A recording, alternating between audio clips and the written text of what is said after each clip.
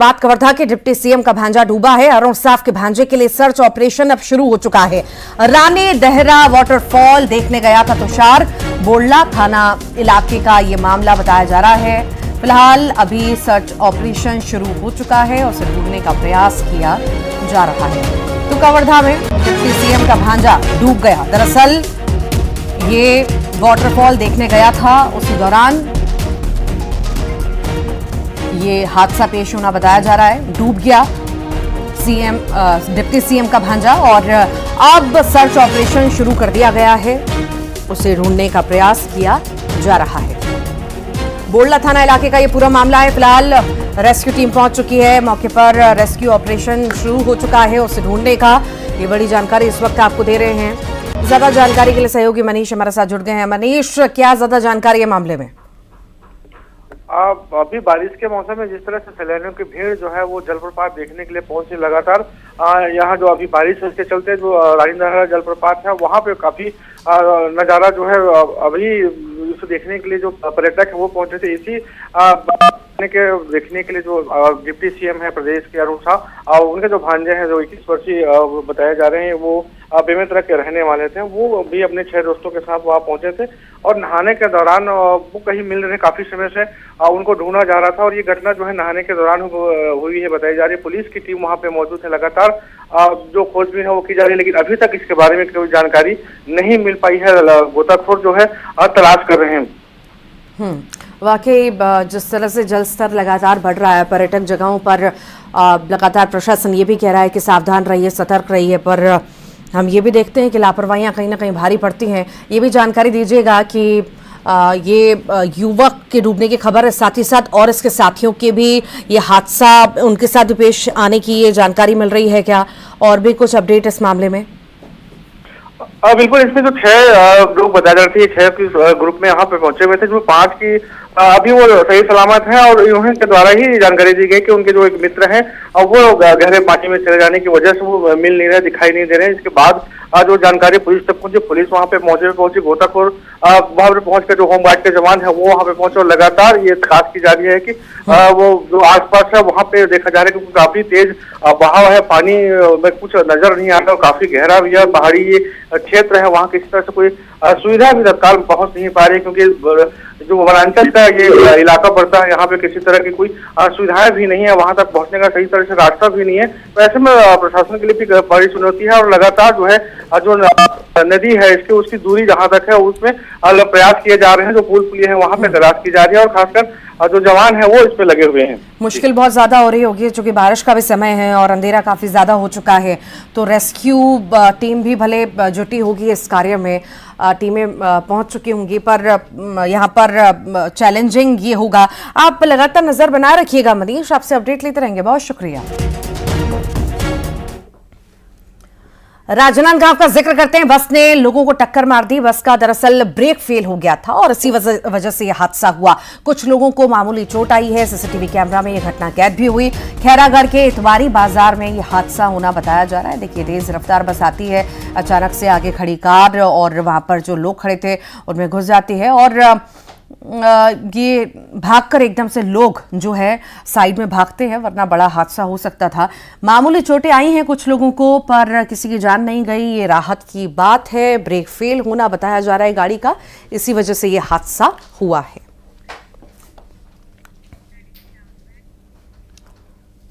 मनेन्द्रगढ़ में पुल से ऊपर पानी बह रहा है। जान जोखिम में डालकर पुल भी लोग पार कर रहे हैं। यात्रियों से भरी बस ने पुल पार किया। मनेन्द्रगढ़ केल्हारा मुख्य मार्ग का ये मामला बताया जा रहा है। देख देख कैसे बहा ले जा रहा है बस। अरे बना मनेन्द्रगढ़ में ही बनास नदी खतरे के निशान से ऊपर बह रही है। पुल पर नदी के पानी आ चुका है और इसी वजह से पुल पर आवाजाही बंद कर दी गई है। जनकपुर सीधी मार्ग के बंद होने की वजह से लोगों को परेशानियां हो रही हैं।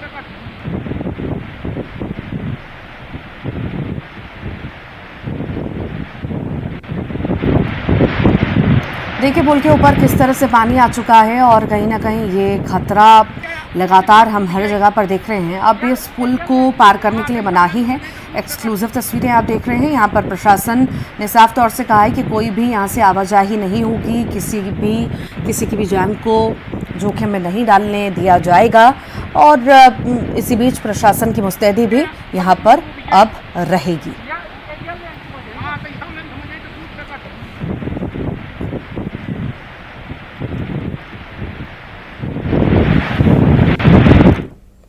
उधर रायपुर में जर्जर पानी की टंकी को प्रशासन ने एहतियातन गिरा दिया है। जर्जर हो चुकी पानी की टंकी के कभी भी गिरने की आशंका थी, संभावनाएं बनी हुई थी। ऐसे में प्रशासन ने डायनामाइट लगाकर धमाके से पानी की टंकी को गिराया। जोन 9 कचना में ये पानी की टंकी बनी थी, जो बहुत पुरानी हो चुकी थी, जर्जर हो चुकी थी और कभी भी हादसा हो सकता था। इसी की संभावनाएं लगातार बनी हुई थी। इसे देखते हुए डायनामाइट के जरिए इसे ढा दिया गया, गिरा दिया गया।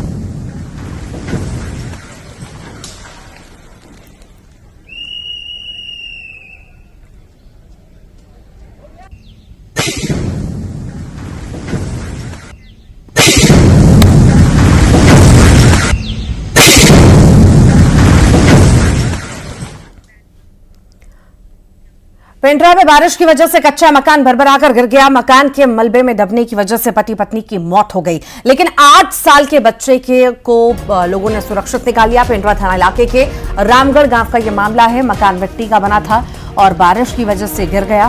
पेंड्रा थाना पुलिस पूरे मामले की तफ्तीश भी कर रही है। के कारण घर जो है सीहल से भटक गया है। उसमें दोनों पति पत्नी और एक उनका बच्चा जिंदा है अभी। दोनों पति पत्नी खत्म हो गए। मृतक पुरुष का नाम है दिनेश कुमार वाकरे, पति निर्मल सिंह और उसका पत्नी जो है शारदा रानी, पति दिनेश कुमार। क्या उम्र रही होगी? पुरुष का जो है 50 और उसका 45।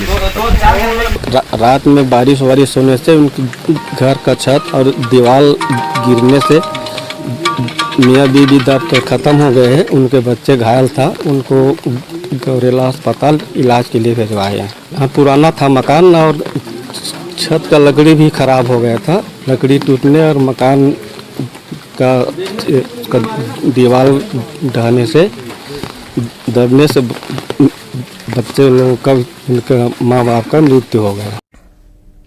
बीजापुर में सुरक्षा बलों का एक्शन देखने को मिला। नक्सलियों के 3 स्मारकों को ध्वस्त कर दिया गया। 15 से 20 फीट के स्मारक को तोड़ा गया। हिंगुम और झारमुंगिया गांव में बनाया गया था स्मारक। इलाके में सुरक्षा बलों का सर्च अभियान जारी है।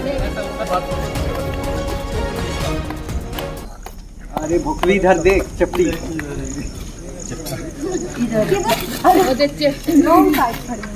नहीं सोमर भी तो चलाते। अरे भुकली इधर देख, चपटी। बड़ौदा बाजार में बड़ी संख्या में ग्रामीण लवन थाने पहुंचे और यहां पर ज्ञापन सौंपा। इन लोगों ने गौवंश की मौत को लेकर गिरफ्तार किए गए 4 लोगों को रिहा करने की मांग की है। गौवंश की मौत को लेकर 4 लोग गिरफ्तार किए गए थे। ग्रामीणों ने गिरफ्तारी का विरोध किया और ज्ञापन सौंपकर रिहाई की मांग की। मर्दा गांव के कांजी हाउस में 14 मवेशियों की मौत हो गई थी और इसी मामले ने काफी तूल भी पकड़ा। लिहाजा जांच में जुटे प्रशासन ने 4 लोगों को गिरफ्तार किया, लेकिन मर्दा गांव के लोग इसका विरोध लगातार कर रहे हैं।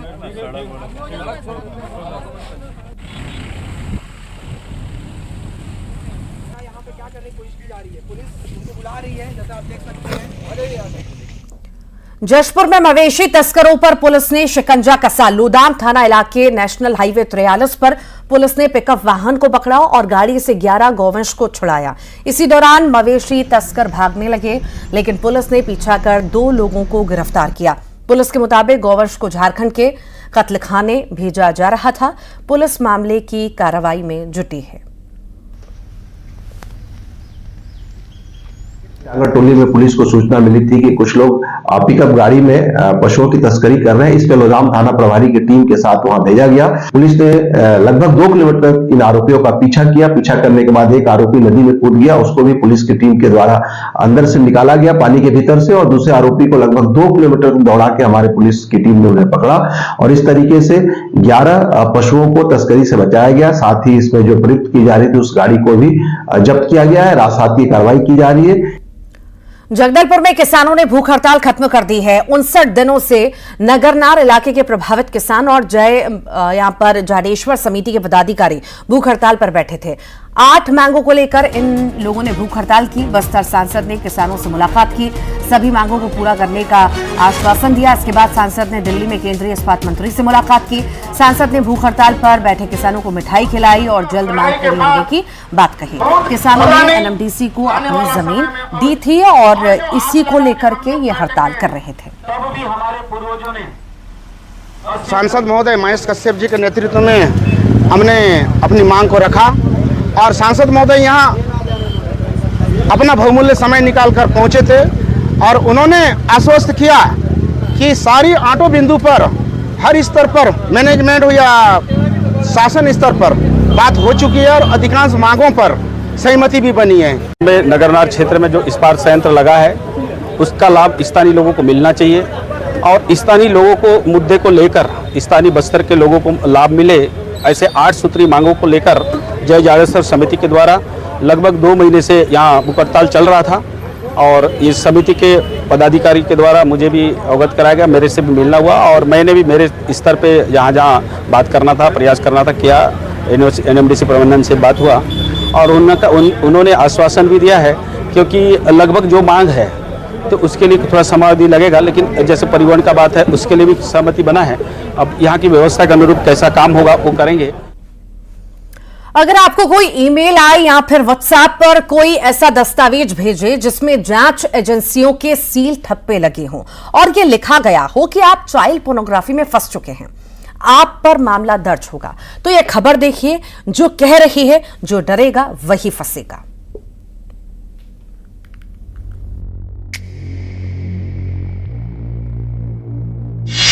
डरना मना है, चाइल्ड पोर्नोग्राफी की चाल, ऐसे ईमेल दस्तावेज से जरा होशियार, ठगी का नया तरीका, एफआईआर का डर, जो डर गया समझो फंस गया।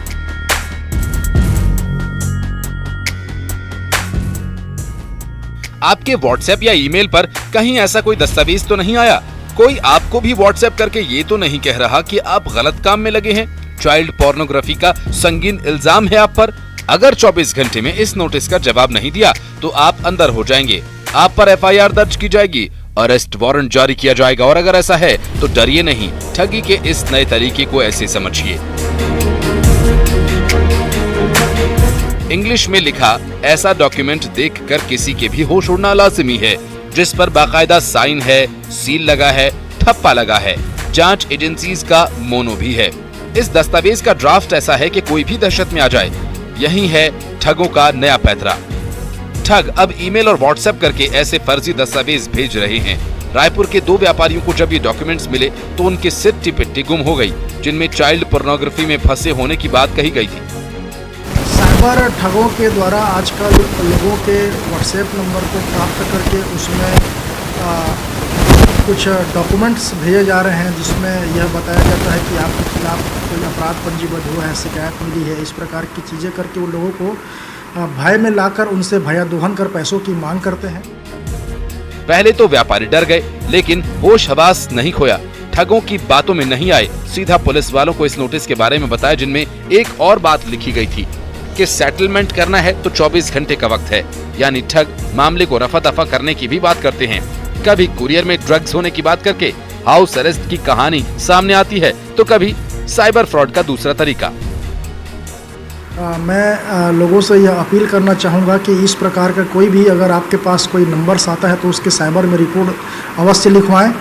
कोई भी शासकीय डॉक्यूमेंट कोई भी व्यक्ति या संस्था व्हाट्सएप के जरिए किसी को नहीं भेजती है, और इस प्रकार की कोई भी शिकायत मिलने पर या इस प्रकार का कोई भी इंफॉर्मेशन मिलने पर साइबर में तत्काल रिपोर्ट दर्ज कराएं, ताकि हम उनके ऊपर यथोचित कार्रवाई कर सकें। शिकार का डर ही नटवरलाल का हथियार है, यानी डरना मना है। रायपुर में युगल तिवारी के साथ bureau report, news 18 Madhya Pradesh Chhattisgarh.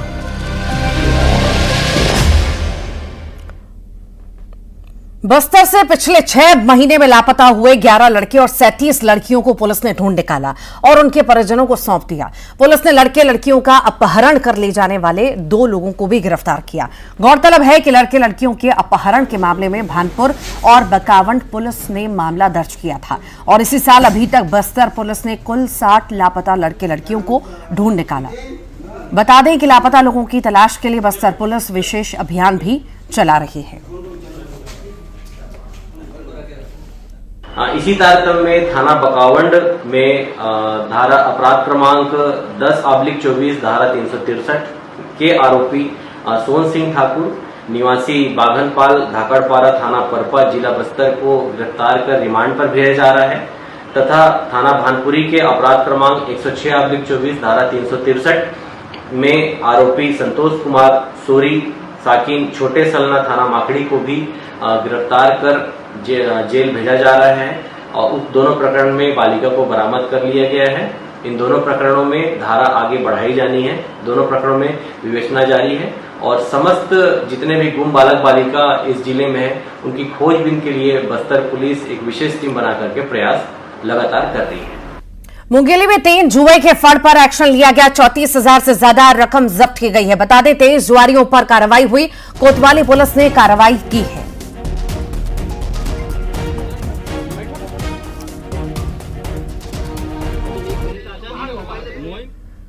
दुर्ग के भिलाई में बीजेपी महिला मोर्चा ने सावन महोत्सव का आयोजन किया। कार्यक्रम में मंत्री लक्ष्मी राजवाड़ी के अलावा सांसद विजय बघेल, विधायक ललित चंद्राकर शामिल हुए। महिलाओं ने हाथों में मेहंदी लगाई, प्रदर्शन किया। मंत्री ने कहा कि रेडी टू ईट पर सरकार विचार कर रही है और जल्द महिला समूह को ये दिया जाएगा। कोई भी बात नहीं, मैं इस सावन उत्सव में सभी महिलाओं को सभी को बहुत बहुत बधाई शुभकामनाएं देती हूँ। भोलेनाथ की कृपा सभी पर बनी रहे, सुख समृद्धि आए, सब खुशहाल रहे। रेडी टू ईट के लिए कब तक सहता समूह को दिया जाएगा? देखिए इसके लिए विचार अपन कर रहे हैं, प्रक्रियाधीन है। बहुत जल्द ही महिलाओं को स्वयं सहायता समूह के माध्यम से रेडी टू ईट वितरण किया जाएगा। मुंगेली में केंद्रीय मंत्री तोखन साहू अपने गृहग्राम पहुंचे, जहां उन्होंने हरेली त्योहार पर पूजा अर्चना की। उन्होंने कृषि उपकरण और गौमाता की पूजा अर्चना की और प्रदेशवासियों के सुख समृद्धि की कामना की। केंद्रीय मंत्री तोखन साहू ने अपने दोस्तों के साथ गेड़ी भी चलाया, लोगों को हरेली त्योहार की बधाई दी।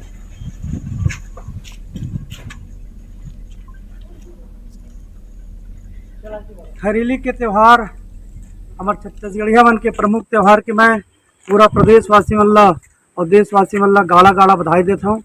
जब से धरती है और जब से हमें धरती में जन्म लेके आए हैं तब से हमार सियान मन हमार पूर्वज मन हरेली के त्यौहार ला मनाते हैं। कितना सुंदर है, पावन अवसर है। जब धरती मैया हरियाली ओढ़ लेते, चारों तरफ हरियाली आ जाते, हम बाउग ब्यासी और रोपाई के काम लग कर लेते हैं, तब ये हरियाली के पावन अवसर आते। पूरा किसान भाई मन के लिए खुशहाली के पर्व है और माननीय विष्णुदेव जी के मुख्यमंत्री बनने के बाद तो हर किसान के मन में खुशी के वातावरण है और इंद्र देवता की भी कृपा है कि बढ़िया छत्तीसगढ़ में वर्षा होते, पूरा देश में वर्षा होते। मैं ऐसे पावन अवसर के जब मैं हमारे किसान भाई मन ला, हमारे छत्तीसगढ़ के संगी संगवारी मन ला गाड़ा गाड़ा बधाई देता हूँ, शुभकामनाएं देता हूँ। तो हरेली त्योहार मनाया गया छत्तीसगढ़ की अलग अलग जगह पर। तोखन साहू को भी आप सुन रहे थे, देख रहे थे, गेड़ी उनके द्वारा चढ़ी गई। जो कार्यक्रम इस पर्व पर होते हैं उन सभी का लुत्फ उनके द्वारा उठाया गया। आज हरेली अमावस्या के दिन से पाट जात्रा विधान के साथ विश्व प्रसिद्ध बस्तर दशहरे का आगाज हो चुका है और इस बार 75 की जगह 77 दिनों तक बस्तर दशहरे का आयोजन किया जाएगा। इस मौके पर बिलोरी गांव से लाई गई लकड़ी की पूजा की गई और विशाल रथ के चक्का का निर्माण की शुरुआत की गई। इस मौके पर बस्तर से बीजेपी सांसद और बस्तर दशहरा समिति के अध्यक्ष महेश कश्यप समेत कई सारे लोग मौजूद रहे।